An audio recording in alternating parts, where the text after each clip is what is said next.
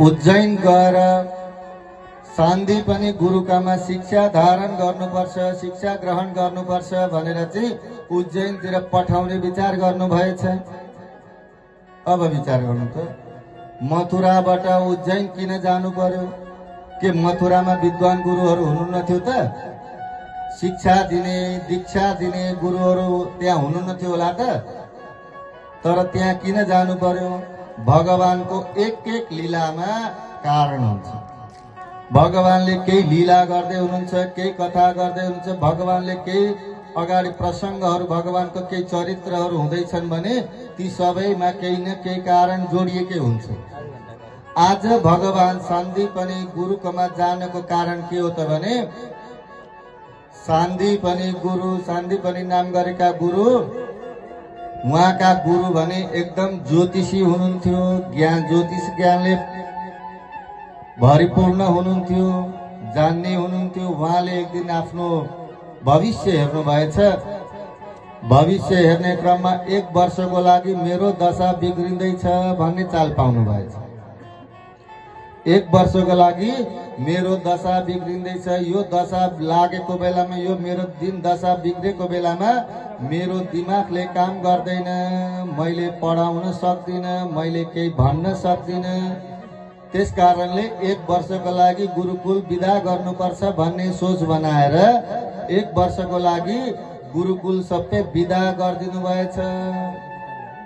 त्यो अवस्थामा सान्दीपनि शिष्यको रूपमा त्यहाँ बसिराख्नु भएको थियो। उहाँले थाहा पाउनुभयो गुरु एक्लै हुने भयो भनेर। उहाँ बिदा दिँदाखेरि पनि म गुरुकुलमै बस्छु, गुरुकै सेवा गर्छु भनेर गुरुकैमा बस्नुभयो।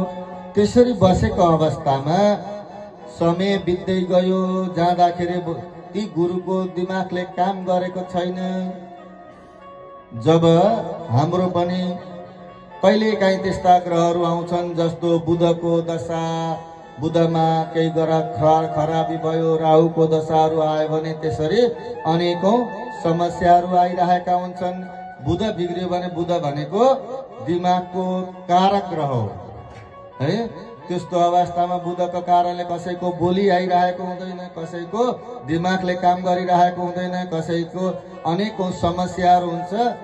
यस्तै समस्याले पीडित हुनुभएको छ।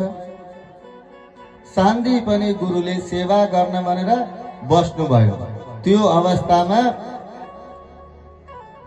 अवस्थामा गुरुले कतिखेर दिमागले काम नगरेर हिर्काउनु पनि भयो, कुट्नु पनि भयो, ढुङ्गा हान्नु भयो, के गर्नुभयो, अनेकौं जे गरे पनि उहाँ मेरो साक्षात भगवान हुनुहुन्छ, गुरु हुनुहुन्छ भनेर भगवानको रूपमा सेवा गरेका कारणले गर्दाखेरि जब 1 वर्ष बितिसकेपछि पनि सान्दीपनि ती शिष्यको रूपमा ती बसिरहेको देखेपछि ती गुरुले आशीर्वाद दिनुभयो, 1 वर्षसम्म तिमीले मेरो सेवा गर्यौ, यस्तो रे भगवानको रूपमा मलाई देखेर मेरो सेवा गरेका कारणले गर्दाखेरि हे सान्दीपनि तिमीलाई पनि तिमीले गुरुकुल चलाउनेछौ र एक दिन न एक दिन साक्षात परम ब्रह्म परमात्मा तिम्रो शिष्य भएर आउनु हुनेछ भनेर सान्दीपनि गुरुलाई ती गुरुले आशीर्वाद दिनुभएको थियो, वरदान दिनुभएको थियो। त्यही कारणले गर्दाखेरि भगवान यता मथुराबाट उज्जैनसम्म पुग्न बाध्य हुनुभयो। आफ्ना गुरुले दिएको छ वचन, भगवान आउनुहुन्छ भनेको छ, भगवान आउनुहुन्छ भनेर जुन गुरुले वचन दिइसकेका छ उहाँको वचन पूरा गर्ने मेरो काम हो। भगवानको काम त्यही हो। भक्तले भनिसकेपछि त्यो हुनै पर्छ, भगवानले त्यो पूरा गर्नै पर्छ। भक्त हुनु पर्यो। आज भगवानले त्यो मेरा आफ्ना